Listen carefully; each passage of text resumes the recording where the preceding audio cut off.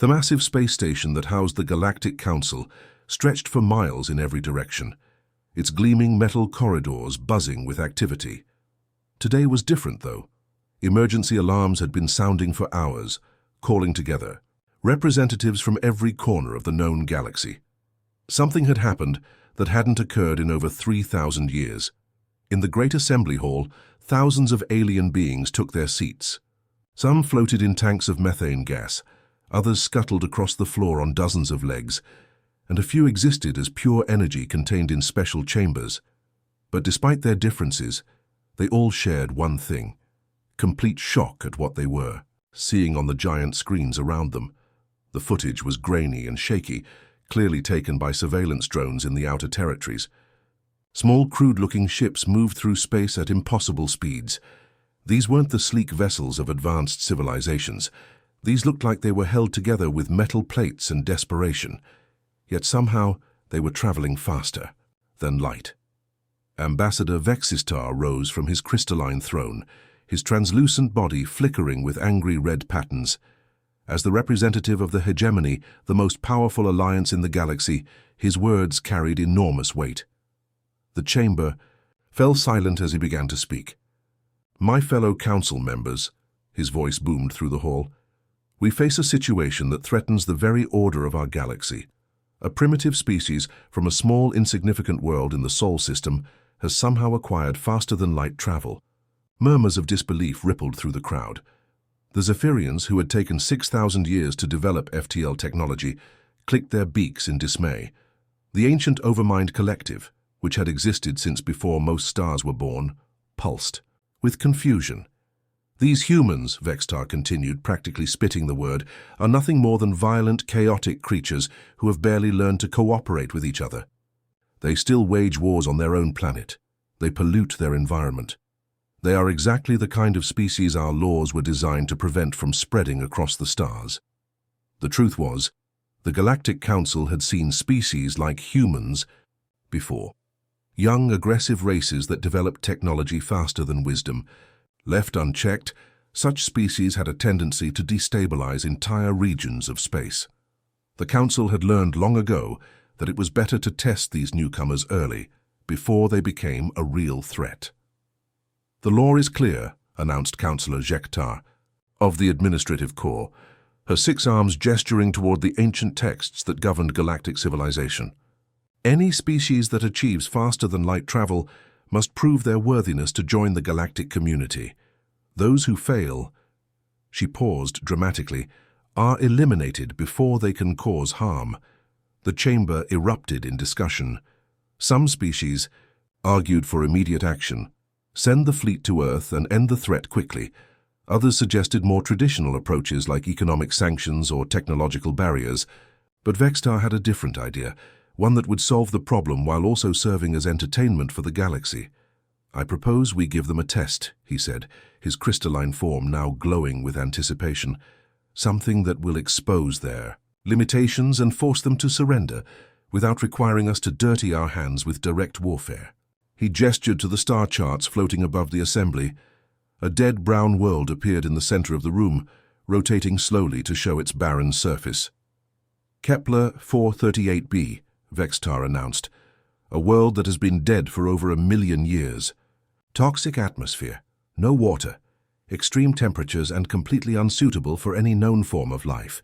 We will give these humans exactly 1 standard galactic year to terraform this world into something habitable." The genius of the proposal was immediately clear to everyone present. Terraforming was one of the most complex processes in the galaxy. Even the most advanced civilizations, working together with unlimited resources, typically needed decades or centuries to transform a dead world. The fastest successful terraforming project in galactic history had taken 15 years, and that was with the combined efforts of 12 different species. "1 year," laughed Councillor Pithak of the Engineering Guild. "The atmospheric processes alone would take longer than that to manufacture, let alone deploy and activate." "Exactly," Vextar replied with satisfaction. "They will realize the impossibility of the task within a few cycles and surrender. We can then deal with them as failed applicants to galactic civilization. Clean, legal, and final." The vote was called immediately. One by one, each species registered their approval. The builders, masters of planetary engineering, voted yes. The traders who controlled galactic commerce voted yes. Even the Peaceful Harmony Collective, which rarely supported aggressive action, agreed that this was the best solution. As the final tally appeared on the screens, showing unanimous approval, Ambassador Vextar allowed himself a moment of satisfaction. In 1 year, the human problem would be solved, and the galaxy could return to its orderly, predictable existence. None of them had any idea what they had just unleashed. The Soul's Pride had never been so quiet. Commander Li Hyun stood with his hands clasped behind his back, staring at the now blank communication screen where the alien message had just finished playing. The words still echoed in his mind. Terraform Kepler 438b in 1 year, or Earth dies. Around him, his crew sat frozen at their stations. These were Earth's best and brightest, pilots who had flown the first missions beyond the solar system, engineers who had built humanity's first faster-than-light engines, scientists who had unlocked the secrets of interstellar travel. But now they looked like children who had just been told monsters were real. Lieutenant Park Mina was the first to move, her fingers dancing across her console as she pulled up the data they had on Kepler 438b. The numbers that appeared on the main screen made everyone's heart sink a little deeper. Toxic atmosphere composed of 92% carbon dioxide, surface temperatures that ranged from -60 to +80 degrees Celsius, no magnetic field to protect against radiation, no water, no life of any kind. "Sir," Mina said quietly, her voice barely above a whisper, "I've run the calculations 3 times. The mathematical probability of successfully terraforming that world in 12 months is—" She paused, checking her numbers again. 0.003%. The silence that followed was deafening. Even the gentle hum of the ship's engines seemed muted. Corporal Kim Jae, the communications officer who had received the alien ultimatum, stared at his hands. Chief Engineer Bei Su slowly shook his head, already running through the impossible logistics in his mind. But Commander Hyun didn't flinch. Instead, he turned to face his crew with the same calm expression he'd worn when they'd made humanity's first jump to another star system, the same look he'd had when they'd encountered their first alien artifact, the same steady confidence that had gotten them this far. "Irrelevant," he said simply, cutting through Mina's statistical analysis. "Corporal Kim, open a channel to Earth Command." Kim's hands trembled slightly as he established the connection. The massive screen at the front of the bridge flickered to life, showing the familiar conference room deep beneath the Swiss Alps, where Earth's unified government made its most important decisions. President Chen Ai sat at the head of the table, flanked by military leaders, scientists, and representatives from every major nation on Earth. The exhaustion on their faces was obvious. They had been in emergency session for 6 hours straight, ever since the alien transmission had reached Earth. Behind them, smaller screens showed similar meetings happening in every capital city on the planet. The entire human race was holding its breath. "Commander Hyun," President Chen said, her voice steady despite the enormous weight on her shoulders, "we've reviewed the alien demands. Our best scientists estimate we would need at least 50 years to terraform a dead world, assuming unlimited resources and perfect conditions." "Understood, Madam President," Hyun replied. "The Security Council has discussed our options," she continued. "We could attempt to negotiate for more time. We could try to find allies among other alien species. We could even consider evacuation protocols, though moving 8 billion people would be—" She trailed off, unable to finish the sentence. The bridge crew waited. This was it, the moment that would determine humanity's future. Would they beg for mercy? Would they run and hide? Would they surrender before the fight even began? Commander Hyun stepped forward, his image broadcasting not just to Earth's leaders, but to every news network on the planet. In cities and towns, across the globe, people gathered around screens to hear humanity's response to its first existential threat from the stars. "Challenge accepted, sir," he said, his voice carrying the weight of 8 billion human lives. The effect was immediate and electric. On Earth, crowds that had been silent with fear suddenly erupted in cheers.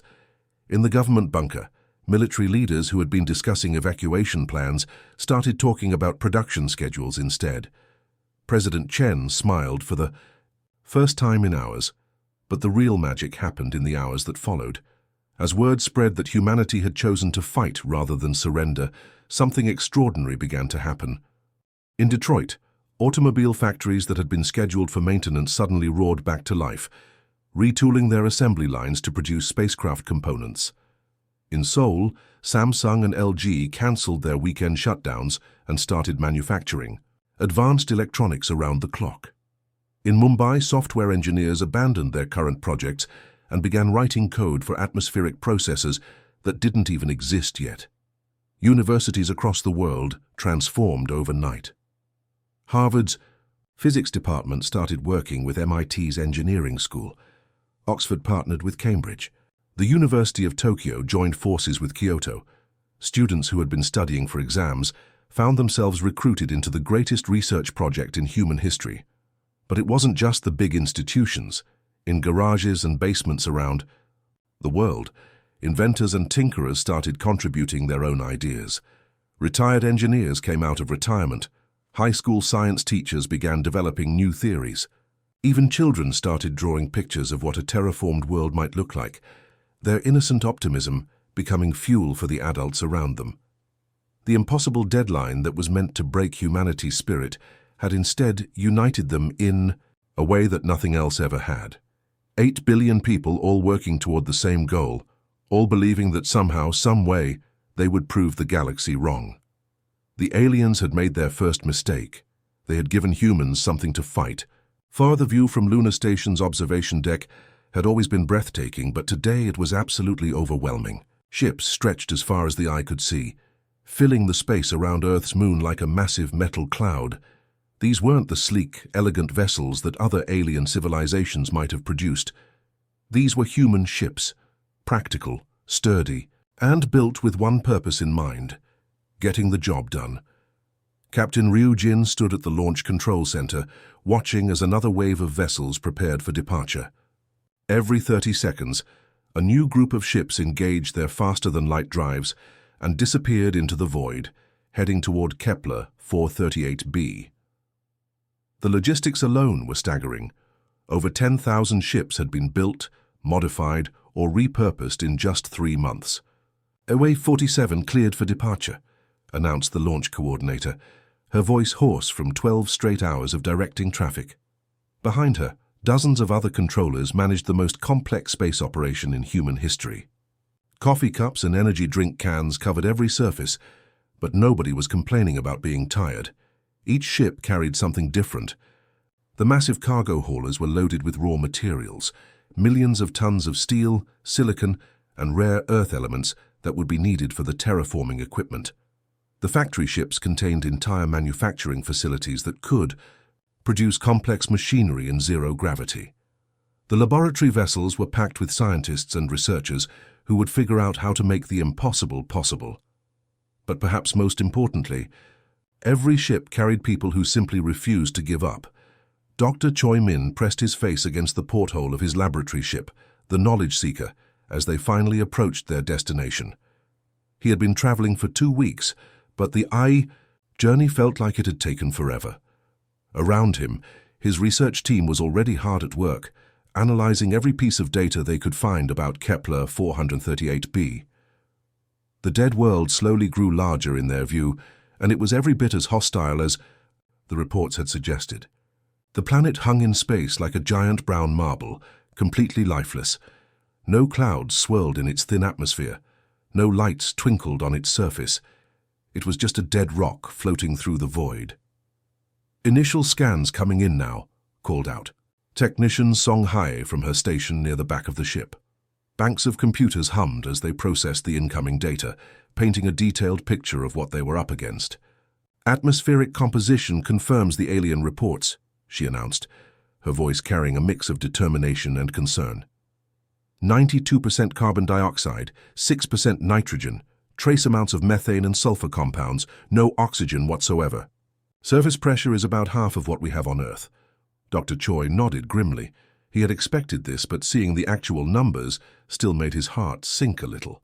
On Earth, it had taken billions of years for plants and bacteria to slowly convert the atmosphere into something breathable. They had 12 months. Temperature readings, he asked. Not good, Song Hai replied, scrolling through more data. Average surface temperature is minus 40 degrees Celsius, but it varies wildly. The day side can reach 80 degrees, while the night side drops to minus 90. And without a magnetic field, radiation levels are about 50 times higher than Earth normal. Through the porthole, Dr. Choi could see thousands of other ships beginning their descent toward the planet's surface. Some were heading for the polar regions, where the temperature was more stable. Others were aiming for the equatorial zones, where they could take advantage of the stronger sunlight. The largest ships were positioning themselves in orbit, where they would serve as construction platforms and supply depots. What struck him most wasn't the scale of the operation, but the relentless pace. Human ships were landing every few minutes, disgorging crews and equipment before immediately returning to space for more supplies. There were no scheduled breaks, no mandatory rest periods, no time for careful planning and meetings. He watched through his telescope as a landing party immediately began setting up their base camp, even though they had just finished a 2-week journey through space. Within hours, they had temporary shelters erected and equipment running. By the next day, they were already beginning their work on atmospheric processes. This was completely different from how other alien species operated. The Galactic Council had reviewed humanity's application and expected them to follow standard procedures: detailed surveys, environmental impact studies, careful resource allocation, and methodical progress. Most civilizations would spend the first 6 months just studying the planet, but humans didn't have 6 months to study. They had 12 months to succeed, and they were treating every single day as precious. "Sir," called Engineer Park Da from the ship's communications center, "I'm picking up radio chatter from the surface teams. They're reporting successful deployment of the first atmospheric analysis stations." "Already?" Dr. Choi asked in surprise. "They just landed 3 hours ago." "Yes, sir. And the manufacturing ships in orbit are reporting that they've begun production of the first wave of terraforming equipment. The factory ship Soul's Hope says they'll have their first atmospheric processor ready for deployment in 72 hours. Dr. Choi shook his head in amazement. According to galactic standards, it should take at least a month to set up manufacturing facilities and begin production. The humans were doing it in 3 days. As the Knowledge Seeker settled into its assigned orbit, Dr. Choi realized that he was witnessing something unprecedented in galactic history. This wasn't just about terraforming a planet. This was about showing the universe what humans could accomplish when they absolutely refused to quit. Around the dead world of Kepler 438b, 10,000 human ships had begun the greatest construction project ever attempted. And they were just getting started. The emergency meeting took place in what used to be the cafeteria of Manufacturing Station Alpha, orbiting high above Kepler 438b.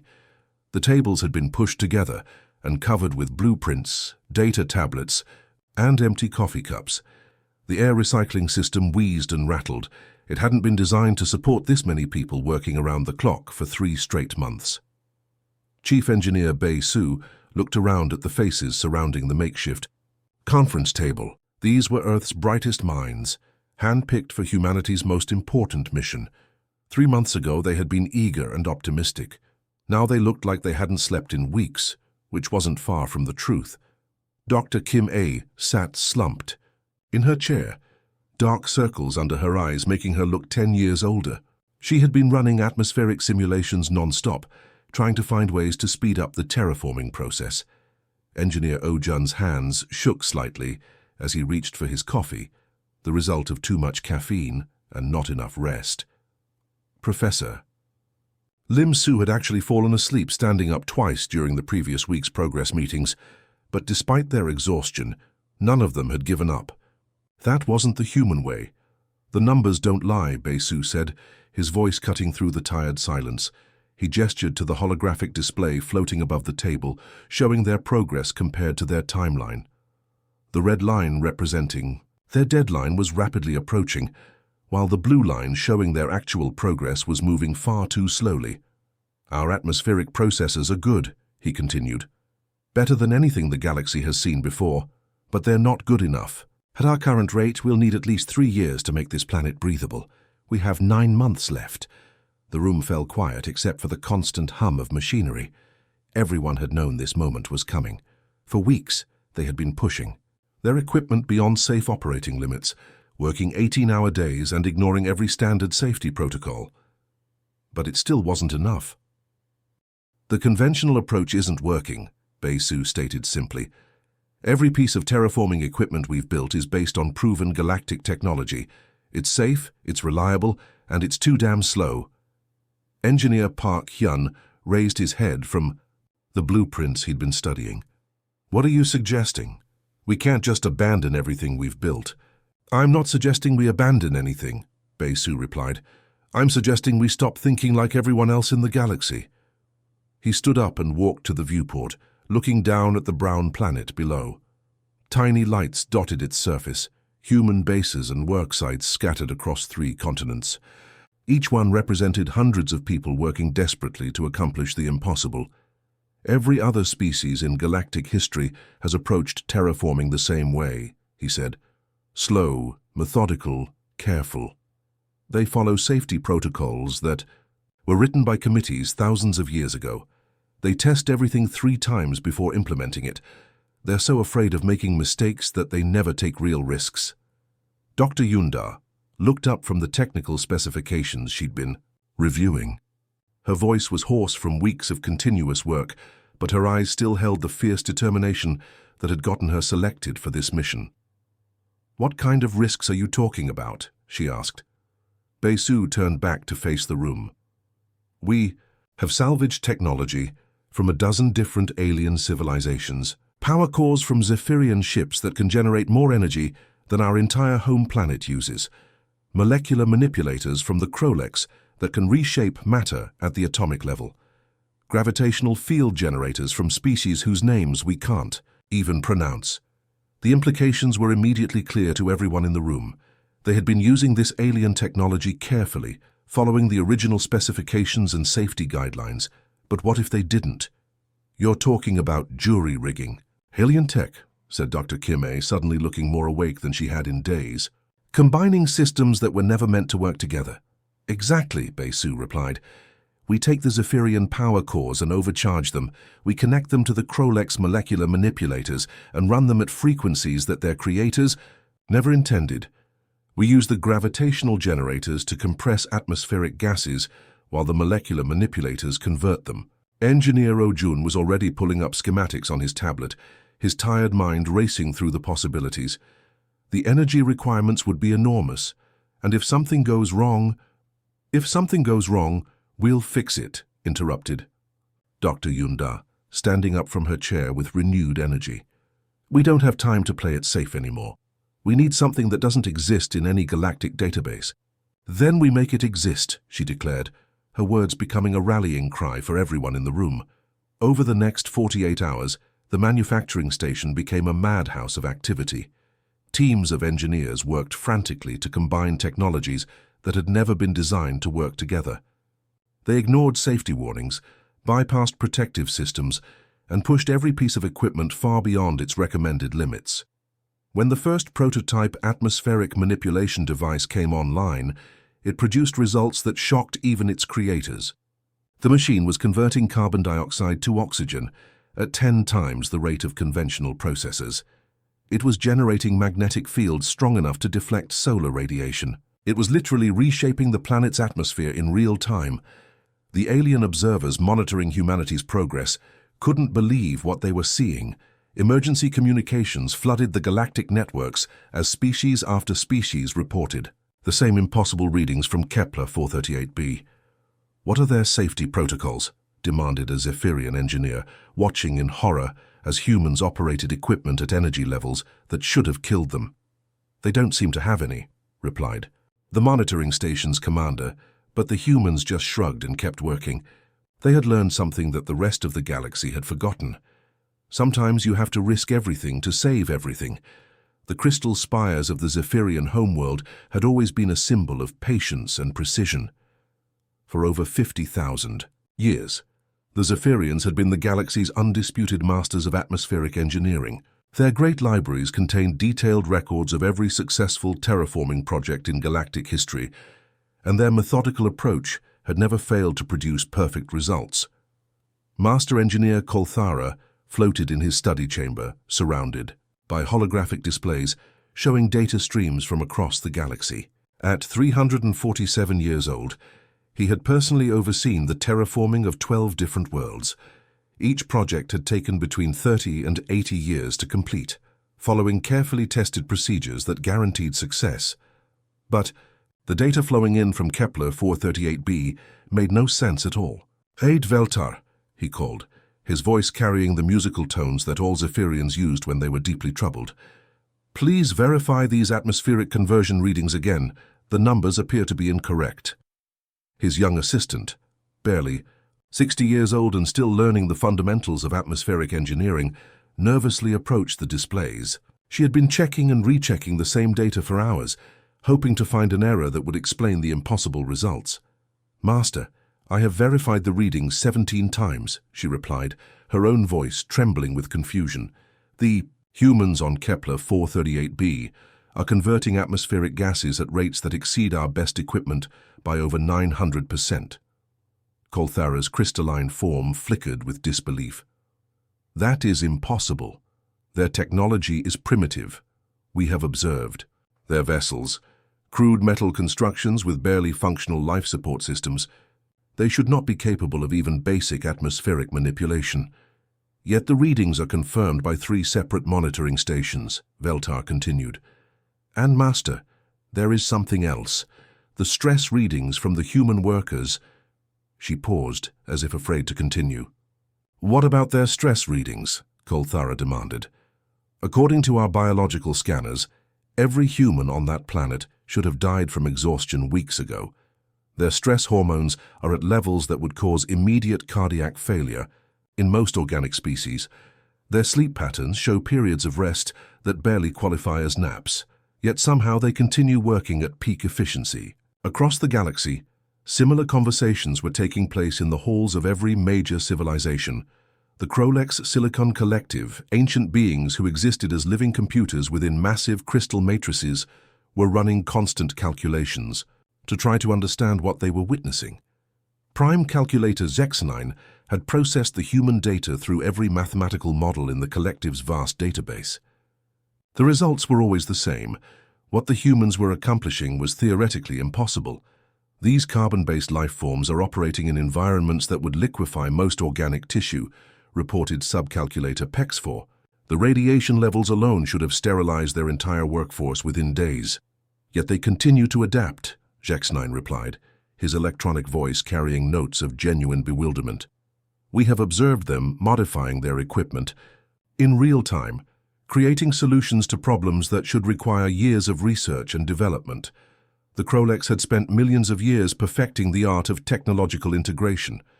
Every system they built was planned for centuries, tested for millennia, and implemented with mathematical precision. The idea of making major modifications on the spot, without extensive testing and analysis, was completely alien to their way of thinking. But that was exactly what the humans were doing, and somehow it was working. In the trading posts and diplomatic stations scattered throughout the galaxy, conversations stopped whenever new reports from Kepler 438b came through the communication networks. Species that had never paid attention to the Outer Rim territories suddenly found themselves obsessed with every detail of humanity's progress. The Vorthan Merchant Guild, which controlled most of the galaxy's commercial shipping, held emergency meetings to discuss the implications of human technology. If these newcomers could terraform planets in a fraction of the time it took established civilizations, what would that mean for the galactic economy? "They are using our own salvage technology against the laws of physics," complained Trademaster Sephira during one heated session. "The energy requirements for their atmospheric processors should bankrupt any civilization. Yet somehow they are powering equipment that draws more energy than some star systems produce." Even the Peaceful Harmony Collective, whose philosophy centered on slow, careful progress and consensus building, found themselves disturbed by what they were seeing. Elder Mithara, who had lived for over 2,000 years and witnessed the rise and fall of dozens of civilizations, called an unprecedented emergency session. "In all my years," she told the assembled representatives, "I have never seen a species that operates with such reckless efficiency. They ignore every established protocol.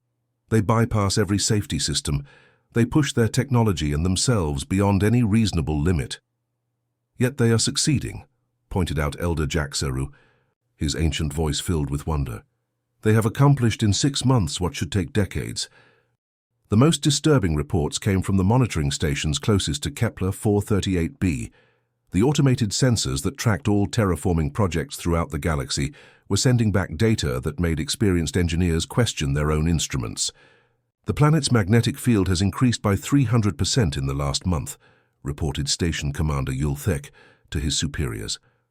"The atmospheric composition is changing so rapidly that our computers cannot keep up with the calculations."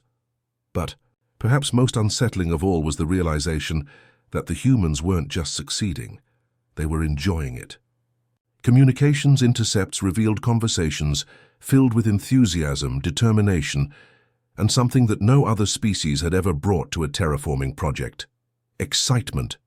The humans were treating the impossible deadline not as a death sentence, but as the greatest challenge they had ever faced, and they were winning. Across the galaxy, the same question was being asked in 1,000 different languages. What exactly had the Galactic Council unleashed? The warning came just 37 seconds before impact. Deep in the orbital monitoring station, sensor technician Kim Hay watched in horror as her instruments suddenly went crazy. The readings were impossible. A solar flare larger than anything in recorded history was racing toward Kepler 438b at the speed of light. "Emergency alert!" she screamed into her communicator. "All surface teams take cover immediately. Massive solar flare incoming." But 37 seconds wasn't enough time. Not even close. The flare hit the planet like an invisible tsunami of deadly radiation. In an instant, every piece of electronic equipment on 3 entire continents simply died. Atmospheric processes that had been running for months shut down permanently.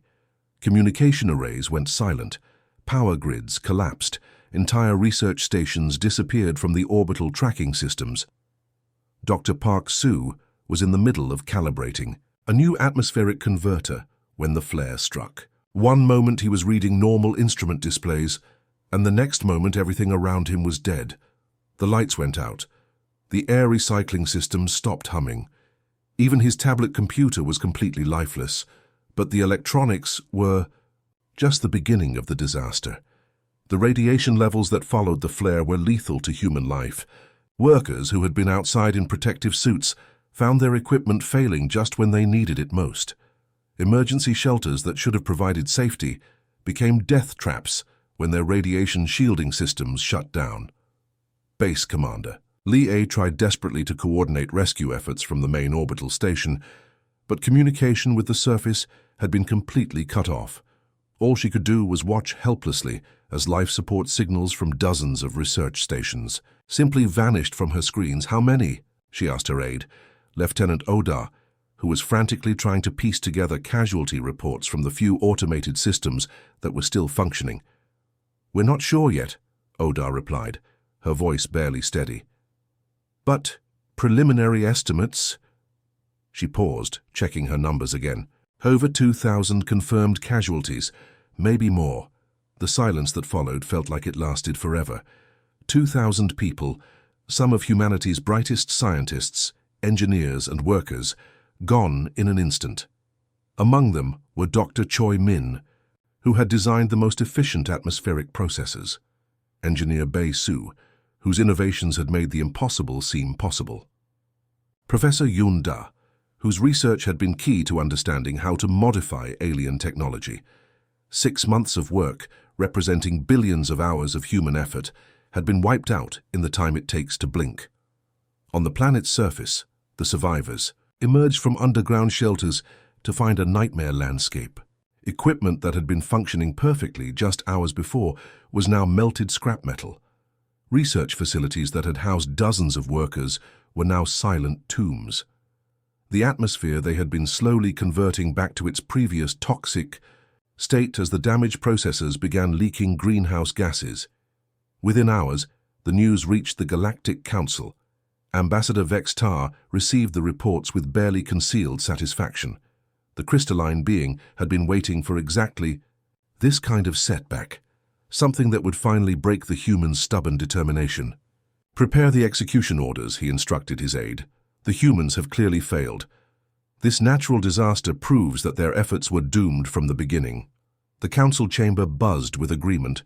Solar flares were considered acts of nature, unfortunate but not unexpected. No species could be blamed for failing due to such circumstances. It was the perfect excuse to end the human experiment while maintaining galactic law. But the humans didn't surrender. Major Ryu Jin stood in front of the memorial wall that had been hastily constructed in the main habitat station. Names were being added to it every hour as casualty reports continued to come in.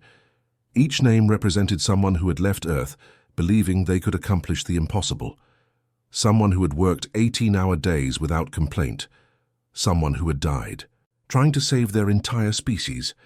The surviving workers gathered around him in the station's main corridor. They looked tired, devastated, and heartbroken, but they didn't look defeated. "They died believing we could do this," Ryujin said, his voice carrying clearly through the crowded space. He didn't shout or make dramatic gestures. He simply spoke, the truth as he saw it. "So we will." The response was immediate and surprising. Instead of requests for evacuation ships to take them home, the families of the dead sent messages asking for work assignments. Widows and widowers wanted to know how they could contribute to the project. Children who had lost parents asked if they were old enough to help with the reconstruction efforts. "My husband died trying to build atmospheric processor number 47, wrote Mrs. Kim Ye in a message that was read aloud to the entire workforce. "I'm an environmental engineer. Send me his specifications and I'll finish what he started." Memorial services were scheduled, but they weren't the usual somber affairs that most species held for their dead. Instead, they were working meetings, where the deceased's research was discussed, their unfinished projects were assigned to new teams, and their innovations were refined and improved. Engineer Park Jun held a memorial for his entire research department while simultaneously training their replacements. Dr. Lim was working on a new type of radiation shielding when the flare hit. He announced to the crowd, "He believed it could protect our workers from future solar events. We're going to make sure his idea works." The impossible deadline that had started as a test of humanity's worthiness became something much more personal. It was no longer about proving they deserved to join galactic civilization. It was about honoring the memory of the people who had died believing in the project. Within 72 hours of the disaster, construction crews were back on the planet's surface, working to rebuild what had been destroyed. The new equipment they installed was better than what they had lost, incorporating lessons learned from the disaster and innovations that had come from sheer desperation. The galaxy watched in stunned silence as humanity responded to their greatest setback, not with surrender, but with renewed determination. The solar flare that was supposed to end their effort had instead made it personal. The planetary engineering lab aboard the orbital station Knowledge Seeker had become a tomb of broken dreams and empty coffee cups. Dr. Lim A sat hunched over her workstation, surrounded by holographic displays showing the same impossible problem from every conceivable angle. Her eyes were bloodshot from staring at screens for 15 straight days, and her hands trembled slightly from too much caffeine and too little sleep. Around her, the remnants of humanity's greatest scientific minds worked in desperate silence. These weren't the eager, optimistic researchers who had left Earth 8 months ago. The solar flare disaster had claimed many of their colleagues, and those who remained looked like ghosts of their former selves. Dark circles under their eyes told the story of weeks without proper rest. Their clothes were wrinkled from sleeping at their workstations when exhaustion finally forced them to close their eyes. The numbers on the screens never changed, no matter how many times they ran the calculations. With only 5 weeks left before the Galactic Council's deadline, Kepler 438b was still a dead world. The atmosphere was still toxic, the surface was still hostile to life. despite 8 months of the most intensive terraforming effort in galactic history. They were going to fail. "We're missing something," muttered Engineer Park Da, his voice hoarse from exhaustion. He had been working on atmospheric conversion rates for so long that he sometimes forgot to eat. "The processors are working at maximum efficiency. The molecular manipulators are reshaping gases faster than any alien technology ever has. But it's still not enough." Dr. Kim Soo nodded wearily from her station across the lab. She had been trying to solve the magnetic field problem for months, attempting to create artificial protection from solar radiation. "Even if we solve the atmosphere, the planet has no magnetic field. Without that, any life we create will be sterilized by cosmic radiation within years." The magnetic field problem had haunted every terraforming project in galactic history. Planets either had natural magnetic fields generated by their rotating cores, or they didn't. There was no known way to create one artificially on a planetary scale. It was simply accepted as one of the fundamental limitations of terraforming technology. But Dr. Lim A wasn't thinking about limitations anymore. 15 days without sleep had pushed her mind into a strange state where normal rules seemed irrelevant. She stared at the planetary models floating in front of her, seeing not the problems everyone else saw, but connections that no one had noticed before. "We're thinking about this wrong," she announced suddenly, her voice cutting through the lab's exhausted silence. Every head in the room turned toward her. These scientists had worked together for months, sharing ideas and solving problems as a team. When someone had a breakthrough, they all felt it. "What do you mean?" asked Engineer Oh-min, looking up from his power consumption calculations. Dr. Lim A stood up shakily, gesturing at the holographic display of Kepler 438b. "We've been treating these as separate problems.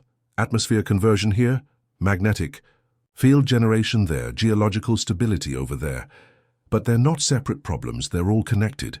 She manipulated the display, showing the planet's internal structure.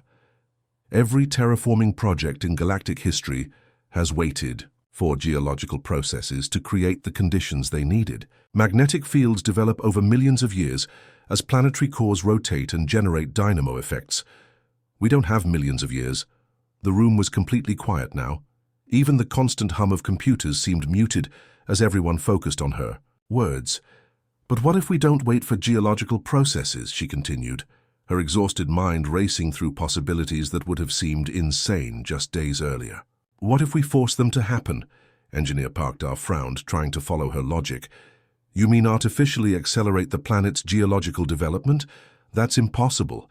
The energy requirements alone would be enormous," Dr. Lim A. agreed. "But not impossible. We have gravitational manipulation technology salvaged from a dozen different alien civilizations. We have power cores that can generate more energy than most stars. What if we used them all together?" She began pulling up technical specifications on the displays around the room. Gravitational field generators from the Zephyrians, power cores from the Kroleks, energy channeling systems from species whose names they couldn't pronounce. Technologies that had never been designed to work together. "You're talking about using gravitational manipulation to accelerate the planet's core rotation," said Dr. Kim Soo, her tired mind beginning to grasp the scope of what was being proposed. "Force the creation of a magnetic dynamo effect in weeks instead of millions of years." "Exactly," Dr. Lim A replied, her fingers dancing across multiple keyboards as she began running preliminary calculations. "And if we can generate a stable magnetic field, we can use that same field to contain and direct atmospheric conversion on a massive scale." The numbers that appeared on the screens were staggering. The energy requirements were beyond anything ever attempted in galactic history. They would need to coordinate every human ship in the system, channeling power through a network that spanned millions of kilometers. Every piece of alien technology they had salvaged would need to work in perfect harmony. Engineer Oh-min stared at the power consumption estimates, his face pale with concern. "The energy requirements alone could kill us all," he warned. "If we miscalculate even slightly, the gravitational fields could tear the planet apart. Or us." Dr. Lim A looked around the room at her exhausted colleagues. These were the people who had worked impossible hours under impossible conditions for 8 months. They had survived a solar flare that should have ended their mission. They had rebuilt their entire operation from scratch after losing thousands of their friends and colleagues. "So could failure," she replied simply, and began the detailed calculations that would either save humanity or destroy them all. The breakthrough that would later be called the miracle of Kepler had begun not with inspiration, but with the simple, human refusal to accept that anything was truly impossible. Commander Li Hyun had dreamed of this moment for almost a year, but actually experiencing it felt surreal. He stood on a grassy hillside under an alien sun, breathing deeply without any protective equipment. The air tasted clean and fresh, carrying scents of growing plants and distant rain. Just 12 months ago, this same spot had been a lifeless wasteland where the atmosphere would have killed him in seconds. Behind him, rows of earth vegetables grew in neat lines, tomatoes, lettuce, and corn that had somehow adapted to this alien soil. The plants swayed gently in a breeze that carried just the right amount of moisture and warmth. Overhead, white clouds drifted across a blue sky that looked almost exactly like home. It was impossible, but it was real. "Commander," came Dr. Choi Min's voice through his earpiece from the orbital monitoring station, "I'm reading atmospheric composition at optimal levels across all continents. Oxygen concentration is now at 18% and still climbing gradually. Carbon dioxide has stabilized at 0.04%, exactly where we want it." Lee Hyun smiled as he watched a small bird, one of the first species they had, introduced just weeks ago, land on a nearby branch. The bird chirped happily, apparently unconcerned that it was living on a world that had been completely dead not long ago. "What about weather patterns?" he asked, though he could already see the answer in the gentle rain clouds forming on the horizon. "Stable and predictable," Dr. Choi replied, his voice filled with barely contained excitement. "We're seeing normal precipitation cycles, seasonal temperature variations within acceptable ranges, and wind patterns that are actually helping to distribute oxygen more efficiently than our models predicted." The most important reading came next. Magnetic field. "Strength is holding steady at 0.7 Earth normal," Dr. Choi continued. "The artificial dynamo effect is working perfectly. We're getting full protection from cosmic radiation and solar particle bombardment." That had been the most dangerous part of their plan. Creating an artificial magnetic field by manipulating the planet's core rotation was something that had never been attempted before. The energy requirements had been so enormous that they'd had to coordinate every human ship in the system, creating a power network that spanned millions of kilometers of space. For 72 hours, while the gravitational manipulators had worked to spin up the planet's core, everyone had held their breath. If the calculations had been wrong, the planet could have torn itself apart. If the power grid had failed, the massive gravitational forces could have pulled their entire fleet into the planet's surface. But somehow, impossibly, it had worked. "Commander," came another voice through the communicator, Lieutenant Park Mina from the main orbital station. "We're receiving a transmission from the Galactic Council. They're requesting confirmation of our completion status." Lee Hyun looked around at the transformed world one more time. In the distance, he could see the lights of New Sol Base, humanity's first permanent settlement on another world. Smoke rose from cooking fires where families were preparing dinner with vegetables. They had grown in alien soil. Children who had been born during the terraforming project were playing in gardens that hadn't existed when they were born. With 72 hours to spare before the Council's deadline, it was time to deliver humanity's report. "Lieutenant Park, open a channel to the Galactic Council chambers," he ordered, his voice carrying across space to reach every representative of every species that had voted to test humanity's worth. "Channel open, Commander." Lee Hyun took one more breath of the clean air that his species had created from nothing, then delivered the message that would echo through galactic history. "This is Commander Lee Hyun of the Human Terraforming Fleet," he announced, his words traveling instantly across the galaxy to reach the assembled alien civilizations.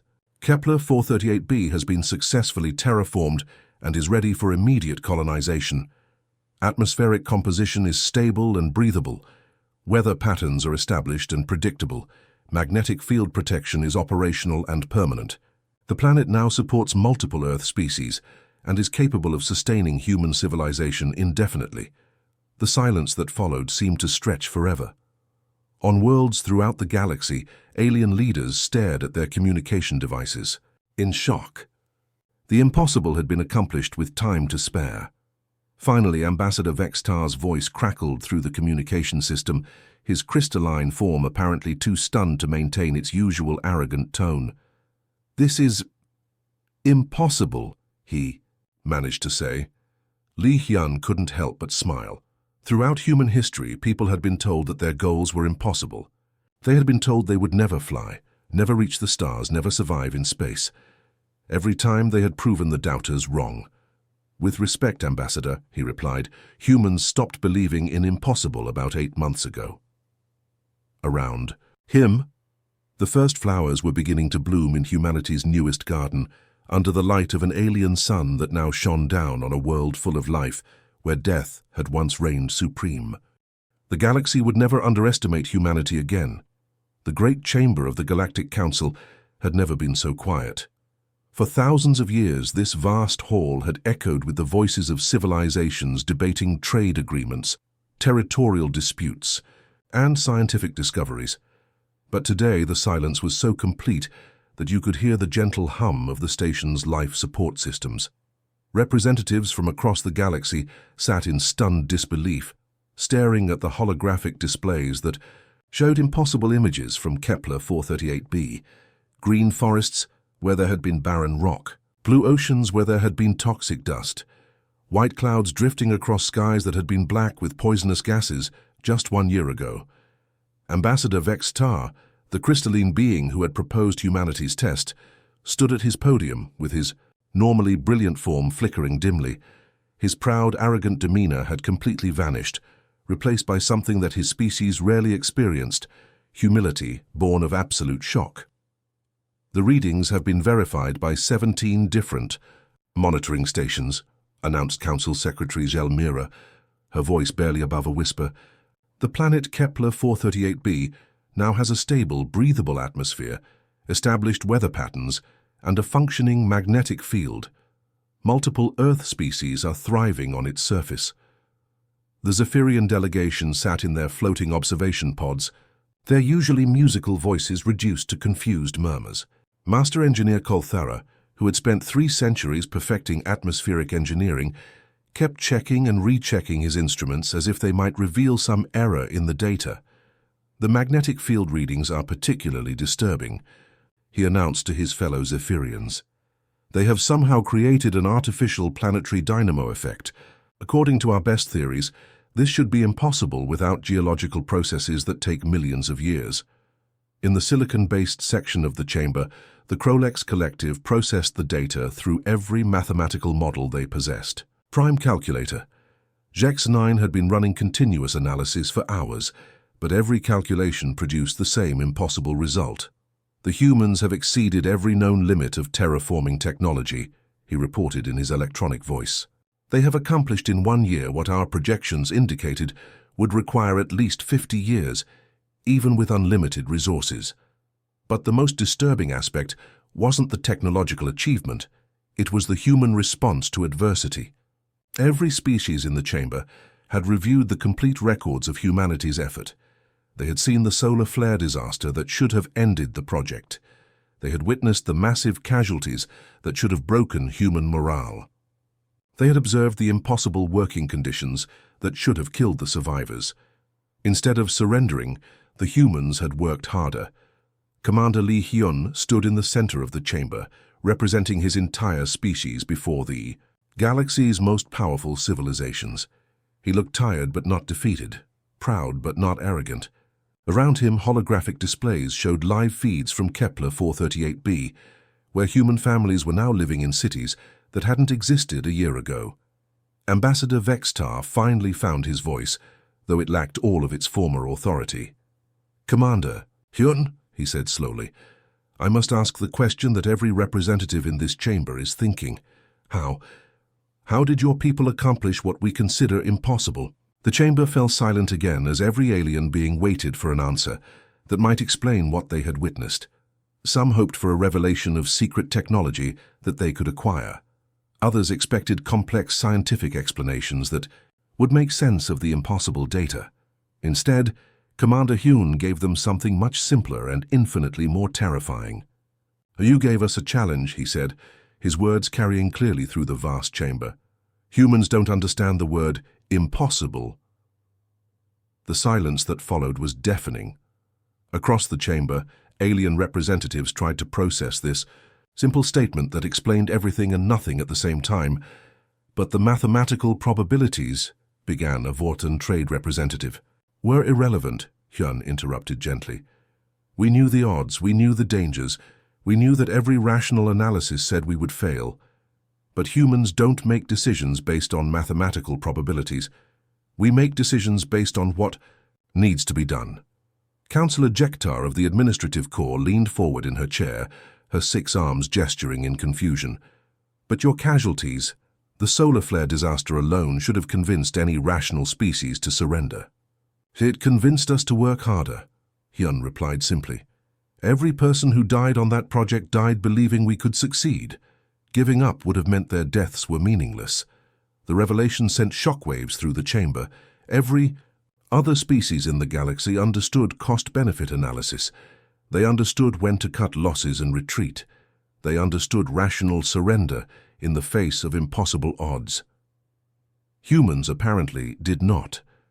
Emergency consultations broke out across the chamber as species representatives huddled together, discussing the implications of what they had learned.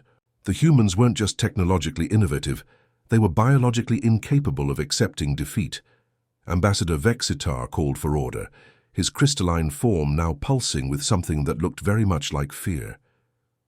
"The Council must address the implications of this discovery," he announced. "We have encountered a species that does not respond to challenges in any predictable manner." The vote that followed was unprecedented in galactic history. For the first time ever, the Council voted to establish a universal law based on the characteristics of a single species. "Let it be recorded," declared Secretary Gelmira, "that the first universal law is hereby established. Never challenge humans directly. They are biologically incapable of accepting defeat." The law was ratified unanimously. Every species agreed that it was better to be embarrassed than extinct. As the session ended, Commander Hyun prepared to return to Kepler 438b, where humanity's newest world was waiting for him. The impossible had become routine, and the galaxy would never be the same.